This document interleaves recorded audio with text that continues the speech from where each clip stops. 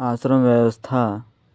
इस शब्द की उत्पत्ति श्रम धातु से होती है जिसका अर्थ है प्रयास करना।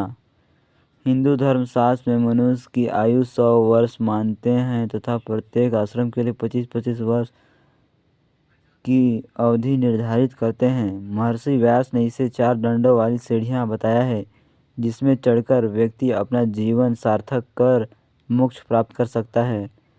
आश्रम की परिभाषा। आश्रम मनुष्य के जीवन को 4 चरणों आश्रमों में बांटकर प्रत्येक चरण में उसके कर्तव्य और दायित्व निर्धारित किया गया है। आश्रम के प्रकार। आश्रम 4 प्रकार के होते हैं।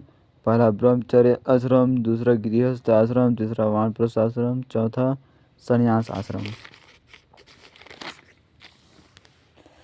ब्रह्मचर्य आश्रम। इसकी आयु 0 से 25 वर्ष तक होती है। उद्देश्य शिक्षा, अनुशासन, गुरु सेवा, चरित्र निर्माण, नियम संयम, ब्रह्मचर्य का पालन करना और वेदों का अध्ययन करना। ब्रह्मचर्य आश्रम प्रथम आश्रम है जिसका अर्थ है ब्रह्मा के मार्ग पर चलना। यह विद्या अध्ययन का काल है जिसका प्रारंभ उपनयन संस्कार से होता है। बालक गुरु के समीप रहकर अध्ययन करता है।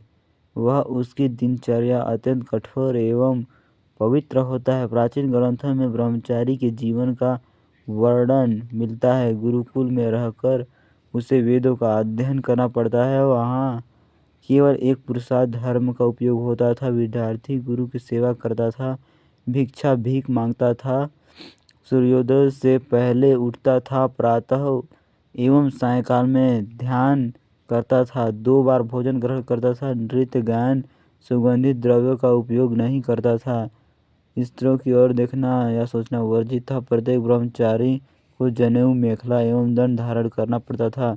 प्रत्येक वर्ण के ब्रह्मचारी के लिए अलग अलग मेखला थी। ब्रह्मचारी मुंज की, क्षत्रिय लौह की, वैश्य ऊन की मेखला धारण करते थे। ब्रह्मचारी के 2 प्रकार होते हैं। पहला उपकुर्वाण, दूसरा नैष्ठिक।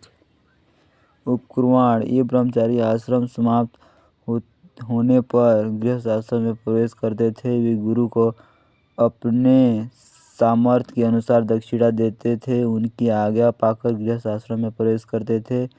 दूसरा है नैष्ठिक ब्रह्मचारी। ये ब्रह्मचारी जीवन प्रयत्न गुरु के पास रहकर विद्या अध्ययन करते थे। उन्हें अंतेवासी कहा जाता था।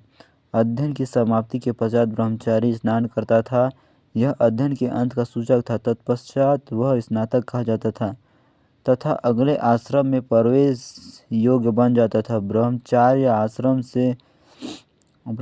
आश्रम से गृहस्थ आश्रम में प्रवेश करते समय समावर्तन नामक संस्कार संपन्न होता था। इस समय उसकी आयु 25 वर्ष की हो जाती थी। ब्रह्मचर्य की अवधि 12 वर्ष मानी गई थी। दूसरा है गृहस्थ आश्रम। इसकी आयु 25 से 50 वर्ष तक थी। इसका उद्देश्य परिवार पालन पोषण व राष्ट्र की सेवा करना था। कर्तव्य था इसका धर्म, अर्थ, कर्म की सिद्धि, यज्ञ, दान, तप करना और उसका पालन करना।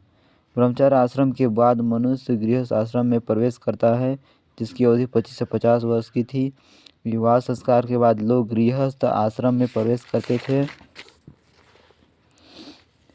इसी आश्रम में रहकर मनुष्य के त्रिवर्ग अर्थात धर्म, कर्म, अर्थ का एक साथ उपयोग करते हुए मोक्ष प्राप्ति के योग बनता है। मनुष्य मृत्यु में कहा गया है कि जिस प्रकार सभी प्राणी वायु के सहारे जीवित रहते हैं उसी प्रकार सभी आश्रम गृहस्थ आश्रम के सहारे जीवित रहते थे।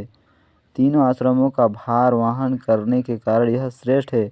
इसमें 3 रीढ़ों का विधान है। पहला रीढ़ है देव रीढ़।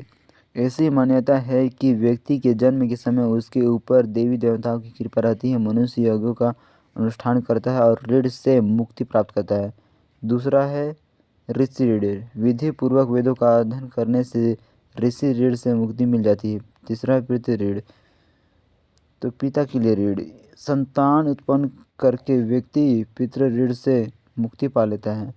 और यहाँ 5 महाव्रत ब्रह्म यज्ञ। 5 महाव्रत में 5 ठो महायज्ञ आते हैं। इसमें पहला है ब्रह्म यज्ञ। इसमें वेदों का अध्ययन किया जाता था। इस यज्ञ के माध्यम से व्यक्ति ऋषियों के प्रति अपनी या कृतज्ञता व्यक्त करता था। दूसरा है पितृयोग। मृतकों पितरों के प्रति शांति व्यक्त किया जाता था। इसमें पितरों का तर्पण श्राद्ध आदि किया जाता था। देव यज्ञ देवताओं का पूजन बलि घी आदि से अग्नि में हवन आदि किया जाता था। भूत यज्ञ इस यज्ञ के माध्यम से विनाशकारी भूत प्रेतों को संतुष्ट किया जाता था। इसमें समस्त प्राणियों को बलि प्रदान की जाती थी। मनुष्य यज्ञ इसे नृयज्ञ अथवा अतिथि यज्ञ भी कहा जाता है। इसमें अतिथियों का सेवा सत्कार किया जाता था। इनका पालन करते हुए व्यक्ति को लौकिक तथा परलौकिक सुख प्राप्त होता है। गृहस्थ आश्रम सामाजिक कर्तव्यों की पूर्ति का माध्यम है। यहाँ रहते हुए मनुष्य अपने तथा परिवार का भरण पोषण करने के लिए धर्मानुसार अर्थ ग्रहण करता था। वानप्रस्थ आश्रम गृहस्थ आश्रम के कर्तव्यों को पूरा करने के पश्चात मनुष्य जब 50 वर्ष की आयु पूरा कर लेता है तब वह घर ग्राम को छोड़कर वन में चला जाता है और वहाँ निवास करते हुए अपनी इंद्रियों पर नियंत्रण स्थापित करता है तथा उसकी अवधि 75 वर्ष की हो जाती है। मनुस्मृति में कहा गया है कि जब मनुष्य के सिर के बाल सफ़ेद होने लगते हैं, शरीर पर झुर्रियाँ पड़ जाती है तथा पुत्र के मुँह देख ले तब उसे वानप्रस्थ आश्रम ग्रहण कर लेना चाहिए। इसका उद्देश्य विद्या तपस्या की वृद्धि एवं शरीर की शुद्धि बताया गया है। वहाँ पर इनकी दिनचर्या के अनुसार ये लोग भोजन में केवल कंदमूल और फल खाते थे। मिठाई तथा मांस का सेवन नहीं करते थे। अत्यधिक भूख लगने पर या भूखे होने पर भी गांव में उत्पन्न कंदमूल को ग्रहण नहीं करते थे। वे जंगल से जो प्राप्त होता था उसी का सेवन करते थे। मृग चर्म अथवा वृक्ष की छाल पहनते थे। पेड़ों के नीचे सोते थे रहते थे। ब्रह्मचर्य व्रत का पालन करते थे। वानप्रस्थ की दिनचर्या अत्यंत कठोर थी। वह काया क्लेश का जीवन व्यतीत करता था। धीरे धीरे अपने को मोक्ष की प्राप्ति के लिए तैयार हो जाता था। इसी आश्रम में मृत्यु होने पर वह मोक्ष को प्राप्त हो जाता था। चौथा संन्यास आश्रम। यदि मनुष्य वानप्रस्थ आश्रम को सफलतापूर्वक पार कर लेता है, जीवित रहता है, तो अंतिम आश्रम संन्यास आश्रम में प्रवेश करता है। कुल्लुक भट्टर तथा विज्ञानेश्वर जैसे टीकाकारों ने कहा है कि मनुष्य गृहस्थ आश्रम में सीधे संन्यास आश्रम सन्यासी के लिए परिव्राजक यति भिक्षु आदि का प्रयोग मिलता है। संन्यास आश्रम का मूल लक्ष्य मोक्ष प्राप्ति था। इस अवस्था में व्यक्ति पूर्णतः निर्लिप्त होकर अपना मन परमात्मा के चिंतन में लगाता था। वह अपने पास कुछ भी नहीं रखता था तथा समस्त राग द्वेष मोह माया आदि से विरक्त होकर एकाकी भ्रमण करता था। अपने निर्वाह के लिए वह दिन में एक बार भिक्षा मांगता था। उसे अपनी इंद्रियों पर कठोर नियंत्रण रखना पड़ता था।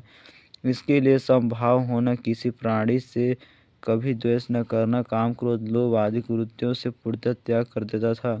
महाभारत से ज्ञात होता है कि सन्यासी अहिंसा सत्य अस्तेय ब्रह्मचर्य संतोष पवित्रता अपरिग्रह स्वाध्याय ईश्वर ध्यान आदि में लीन रहना चाहिए। उसे निरंतर भ्रमणशील होना चाहिए। उसे एक स्थान पर नहीं रुकना चाहिए। वह ग्राम में 1 रात तथा नगर में 5 रात ही ठहर सकता था। सन्यासी कठोर तपस्या एवं कायाकल्प का जीवन व्यतीत करते हुए सन्यासी के समस्त पाप नष्ट हो जाते हैं। वह परम पद या मोक्ष को प्राप्त कर लेता है। प्राचीन भारतीय समाज में सन्यासियों का बड़ा ही सम्मान था। यूनानी तथा मुसलमान लेखक भी इनके ज्ञान एवं साधना की शक्ति की प्रशंसा करते हैं। सिकंदर भी इनकी साधना शक्ति से बहुत प्रभावित हुआ था। चारों आश्रमों का विधान केवल द्विज के लिए था। शूद्रों के लिए केवल गृहस्थ आश्रम था। संन्यास आश्रम की अवधि प्रायः 25 से 100 वर्ष की मानी जाती थी।